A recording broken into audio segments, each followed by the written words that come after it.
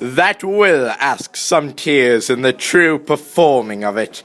If I do it, let the audience look to the eyes. I will move storms, I will condole in some measure to the rest. Yet my chief humor is for a tyrant. I could play Aeschylus rarely, or a part to tear a cat in, to make all split. The raging rocks and shivering shocks shall break the locks of prison gates. Amphibious car shall shine from far and make and mar the foolish fates. This was lofty, now name the rest of the players. This is Aeschylus' vein, a tyrant's vein, a lover is more condoling. That very time I saw, but thou couldst not, flying between the cold moon and the earth, Cupid all armed. A certain aim he took at a fair vestal throned by the west, and loosed his love shaft smartly from his bow, as it should pierce 100,000 hearts. But I might see young Cupid's fiery shaft, quenched in the chaste beams of the watery moon, and the imperial votaress pass it on, in maiden meditation, fancy-free. Yet marked I where the bolt of Cupid fell. It fell upon a little western flower, before milk white, now purple with love's wound. Maidens call it love in idleness. Fetch me that flower, the herb I showed thee once. The juice of it, on sleeping eyelids laid, will make man or woman madly dote upon the next live creature that it sees. Fetch me this herb, and be thou here again, ere the Leviathan can swim a league. Then I must be thy lady, but I know when thou hast stolen away from fairyland, and in the shape of the corn sat all day, playing on pipes of corn and versing love. I see their knavery. This is to make an ass of me, to fright me if they could, but I will not stir from this place. Do what they can. I will walk up and down here, and I will sing, that they shall hear I am not afraid. The ouzel cock so black of hue, with orange tawny bill, the throstle with his note so true, the wren with his little quill. And one thy love doing thee injuries, but I will wed thee in another key, with pomp, with triumph, and with revelling. Oh me, you juggler, you canker blossom, you thief of love, what have you come by night, and stolen my love's heart from him? Fine a faith. Have you no modesty, no maiden shame, no touch of bashfulness? What, will you tear impatient answers from my gentle tongue? Fie, fie, you counterfeit, you puppet, you. Puppet? Why so? Is that way goes the game? Now I perceive that she hath made compare between our statures. She hath urged her height, and with her personage, her tall personage, her height forsooth, she hath prevailed with him. And are you grown so high in his esteem, because I am so dwarfish and low? How low I am, thou painted maypole! Speak! How low am I? Am I not yet so low that my nails can reach into thine eyes? I pray you, though you mock me, gentlemen, let her not hurt me. I was never cursed. I have no gift at all in shrewishness. I am a right maid for my cowardice. Let her not strike me. You perhaps may think, because she is something lower than myself, that I can match her. Lower? Hark again! Good Hermia, do not be so bitter with me. I evermore did love you, Hermia. Did ever keep your counsels, never wronged you, save that, in love unto Demetrius, have told him of your stealth unto this wood. He followed you, for love I followed him, but he hath chid me, hence and threatened me, to strike me, spurn me, nay, to kill me too. And now, so you will let me go. To Athens will I bear my folly back, and follow you no further. Let me go. You see how simple and how fond I am. Why get you gone? Who is't that hinders you? A foolish heart that I leave here behind. Here come the lovers, full of joy and mirth. Joy, gentle friends, joy and fresh days of love accompany your hearts. What thou seest when thou dost wake, do it for thy true love take. Love and languish for his sake. Be it ounce or cat or bear, part or boar with bristled hair. In thy eye that shall appear, when thou wakest, it is thy dear. Wake when some vile thing is near. I frown upon him, yet he loves me still. Oh, that your frowns would teach my smiles such skill.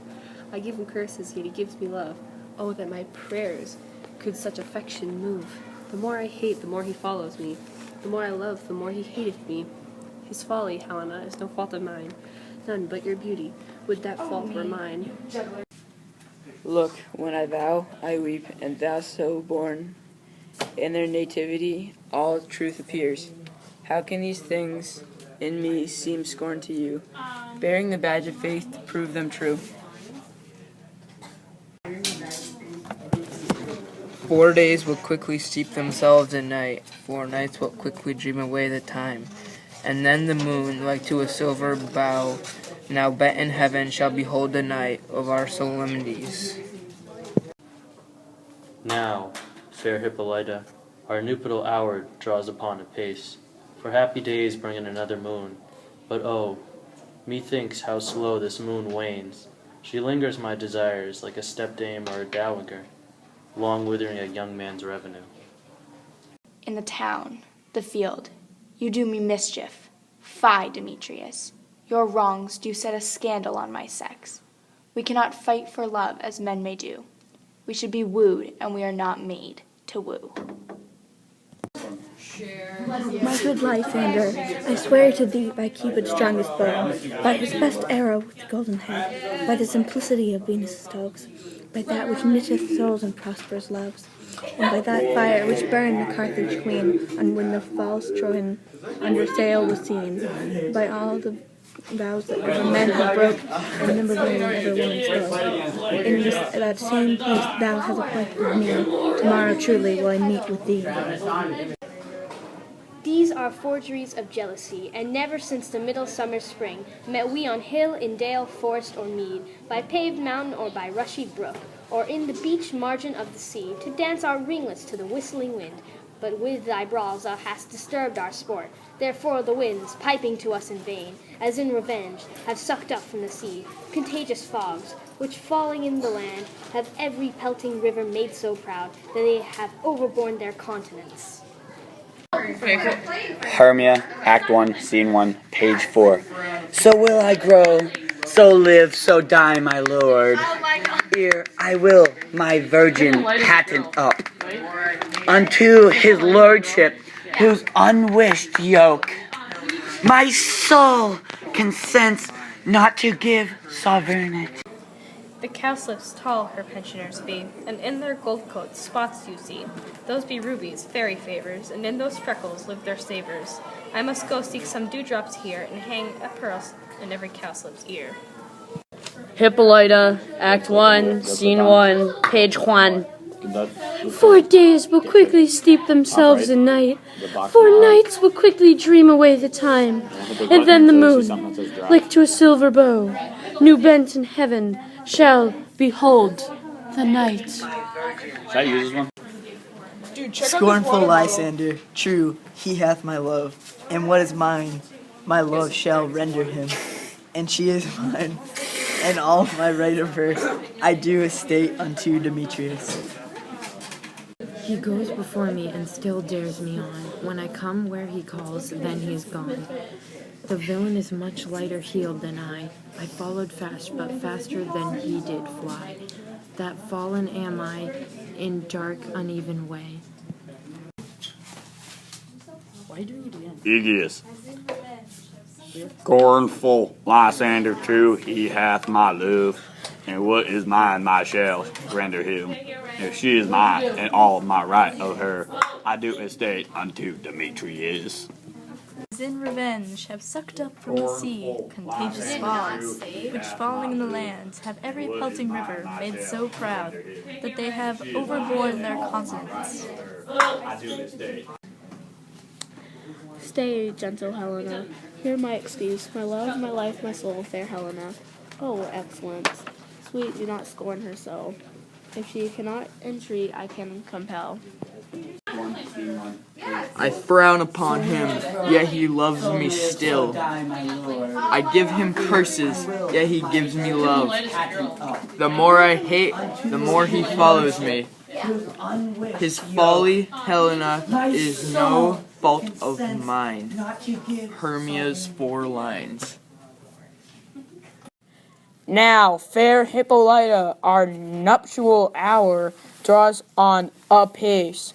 4 happy days bring in another moon, but oh, methinks how slow this moon wanes. She lingers my desires like to a stepdame or a dowager, long withering out a young man's revenue.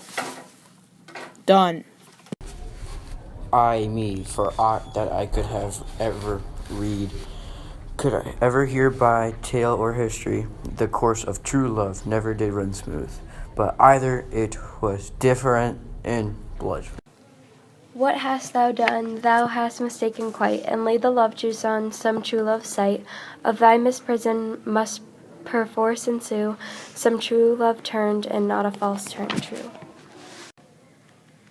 Or if there were a sympathy in choice, war, death, or sickness did lay siege to it. Make it momentary as a sound, swift as a shadow, short as any dream, brief as the lightning in the colleed night, that in a spleen unfolds both heaven and earth, and ere a man hath power to say, behold, the jaws of darkness do devour it up. Fine eye faith, have you no modesty, no maiden shame, no touch of bashfulness? What will you tear? Impatient answers from my gentle tongue. Fie, fie, you counterfeit, you puppet, you. Farewell, full often hast thou heard my moans, foreboding my fair Pyramus and me. My cherry lips have often kissed thy stones with lime and hair knit up in thee. Ay me, for I that I could ever read, that ever hear by tale or history, that course of true love never did run so smooth, but either it was different in blood. Ay me, for aught that I could have ever read, could I ever hear by tale or history, the course of true love never did run smooth, but either it was different in blood. I, Wall, have done my part. Now that I'm done, Wall can go away.